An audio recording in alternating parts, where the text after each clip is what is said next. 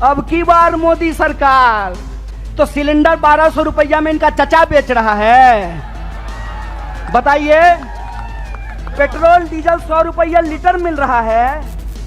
क्या नारा लगाए थे कि हर साल 2 करोड़ नौकरी देंगे।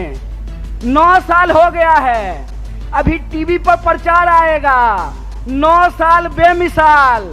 तो मैं देश के नौजवानों से कहता हूं, हरियाणा के नौजवानों से कहता हूं, 9 साल देश बेहाल। पूछो कि 9 साल में 18 करोड़ नौकरी क्यों नहीं है, यह सवाल प्रधानमंत्री से पूछना जाना चाहिए। और आपने कहा था ना कि किसानों की आमदनी हम दुगनी कर देंगे। किसानों को 1 साल तक इस दिल्ली के बॉर्डर पे जाकर के आंदोलन करना पड़ा था। सैकड़ों किसानों को अपनी जान गंवानी पड़ी थी। और ये जिसका जिसका नाम लेते हैं ना, उसके साथ बेईमानी करते हैं। 9 साल दोस्त बेमिसाल, 9 साल देश बेहाल। यह सच्चाई देश के लोगों को समझना पड़ेगा। पहले किसानों को ठगा, फिर जवानों को ठगा। बोलिए, अग्निवीर आया है कि नहीं आया है? आया है ना। तो एमपी बनेगा 4 साल के लिए, एमपी बनेगा 5 साल के लिए, अग्नि बनेगा 4 साल के लिए। बोलिए, बेईमानी है कि नहीं है? है ना। तो आप जींद के लोग हैं ना, कड़कड़ा के बोलिए बेईमान को बेईमान, चोर को चोर। बोलिए, राजनीति नफरत पे चलती है। भाजपा की राजनीति बेईमानी पे चलती है। भाजपा की राजनीति लोगों को आपस में लड़ा करके लूटने पे चलती है। दरअसल भाजपा का इतिहास इस देश से गद्दारी का इतिहास है। इस बात को याद रखिएगा।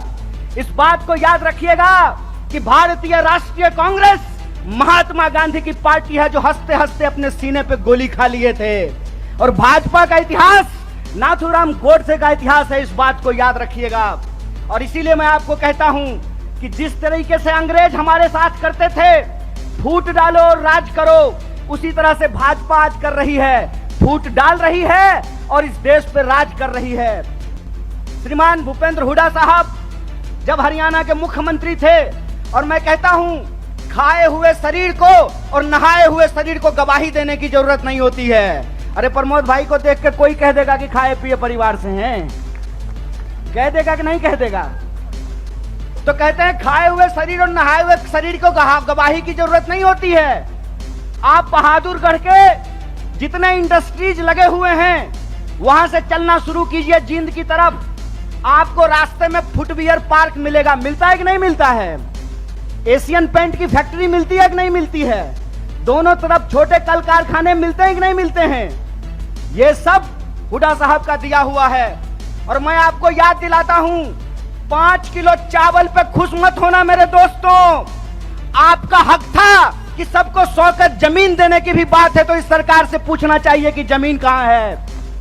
भाजपा की बांटने वाली, कड़कड़ा के बोलिए बेईमान को बेईमान, चोर को चोर। बोलिए, बेईमान को बेईमान बोलिए। हमारा लोकतंत्र का अधिकार, ये हमारा ईमान है। नड्डा से एक सवाल पूछना चाहता हूं मैं, देश के प्रधानमंत्री से एक सवाल पूछना चाहता हूं मैं, जय शाह के पप्पा से एक सवाल पूछना चाहता हूं कि दुष्यंत चौटाला को बगल वाली कुर्सी पर बिठा करके कौन सा 35 बिरादरी 36 बिरादरी कर रहे हो बे?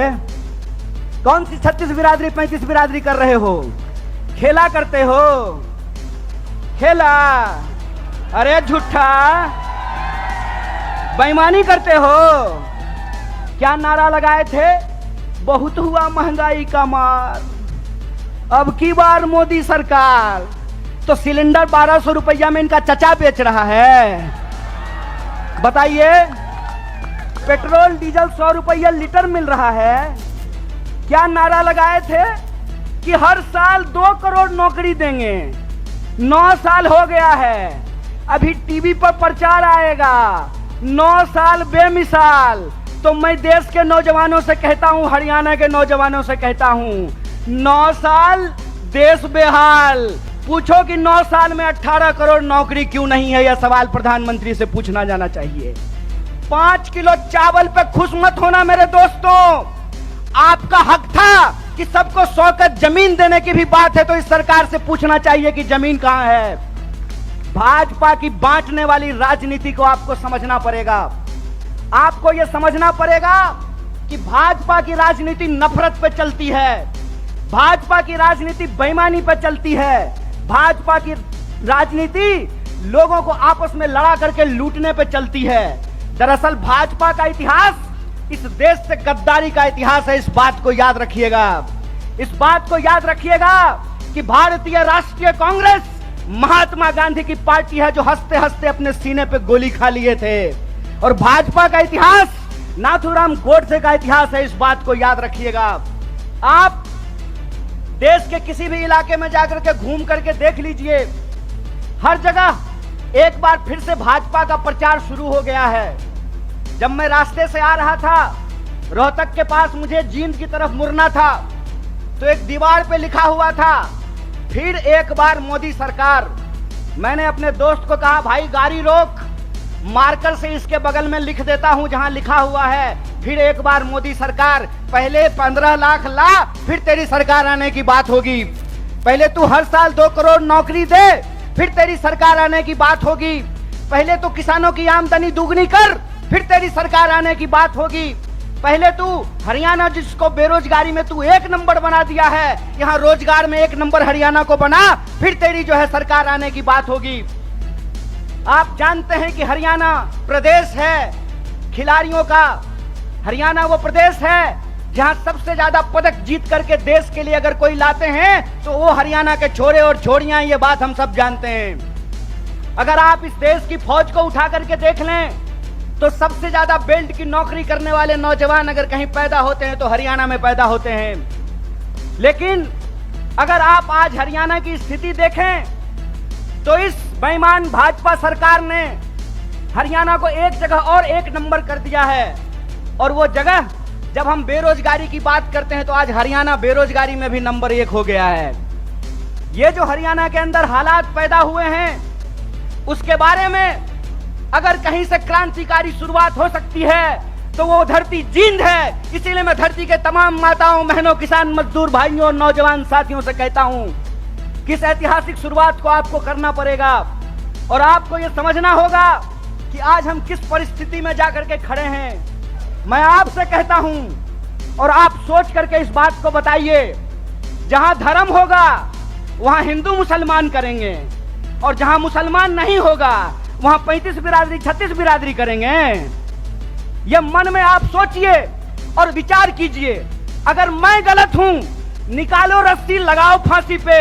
अगर तुम गलत हो तो लोकतंत्र में तुम्हारी बेईमानी का भी एक एक हिसाब लिया जाएगा। इस बात को याद रखना, इस बात को याद रखना कि इस देश के अंदर जब लोग न्याय की बात करते हैं, जब लोग अपने हक की बात करते हैं, जब किसानों की आमदनी दोगुनी करने की बात करते हैं, जब नौजवानों को 2 करोड़ नौकरियों की बात करते हैं, महिलाओं के सम्मान की बात करते हैं, इस देश में गरीबी को कम करने की बात करते हैं, तो आप उसको देशद्रोही बोलते हैं। और आपके बंटवारे की राजनीति में अगर कोई शामिल हो जाए, कोई धर्म के आधार पर देश को जो लड़ाने की राजनीति है उसका हिस्सा बन जाए, जो समाज को जात के नाम पे लड़ाने की राजनीति है उसका हिस्सा बन जाए, तो जब बाहर थे तो विरोधी थे और आपके बगल में आकर के बैठ गए तो माला पहनाते हो रे बेईमान।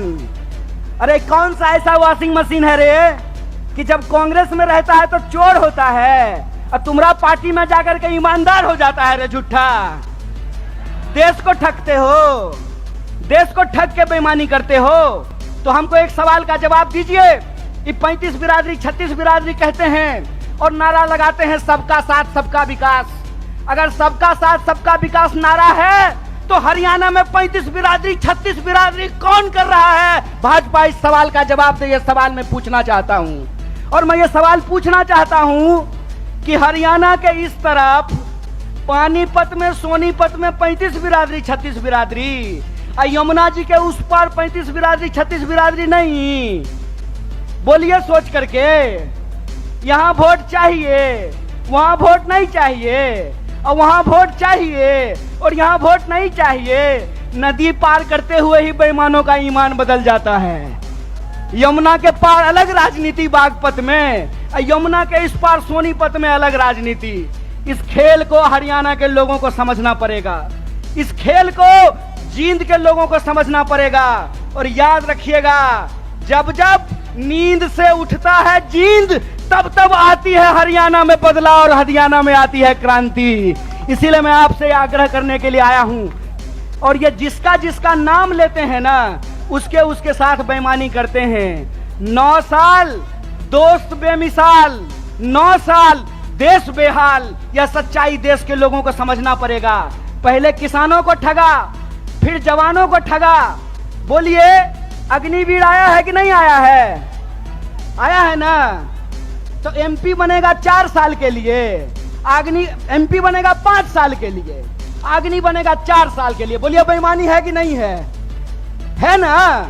तो आप जींद के लोग हैं ना, कड़कड़ा के बोलिए बेईमान को बेईमान, चोर को चोर बोलिए, बेईमान को बेईमान बोलिए। हमारा लोकतंत्र का अधिकार, ये हमारा ईमान है कि बेईमान को बेईमान बोलेंगे।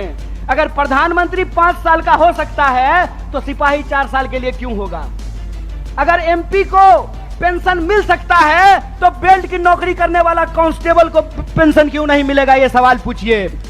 ये सवाल पूछिए कि अगर प्रधानमंत्री को पेंशन मिल सकता है तो मास्टर साहब को पेंशन क्यों नहीं मिलेगा? प्रोफेसर साहब को पेंशन क्यों नहीं मिलेगा? सिपाही को पेंशन क्यों नहीं मिलेगा? सेना में नौकरी करने वाले को पेंशन क्यों नहीं मिलेगा? और मैं अपने बड़े भाई दीपेंद्र साहब के सामने आपसे वादा करता हूं, कांग्रेस का हाथ मजबूत कीजिए, भारतीय राष्ट्रीय कांग्रेस को लेकर के आइए। हमने हिमाचल में ओल्ड पेंशन स्कीम लागू किया है, हरियाणा में भी ओल्ड पेंशन स्कीम को लागू करेंगे, इस बात को याद रखिएगा।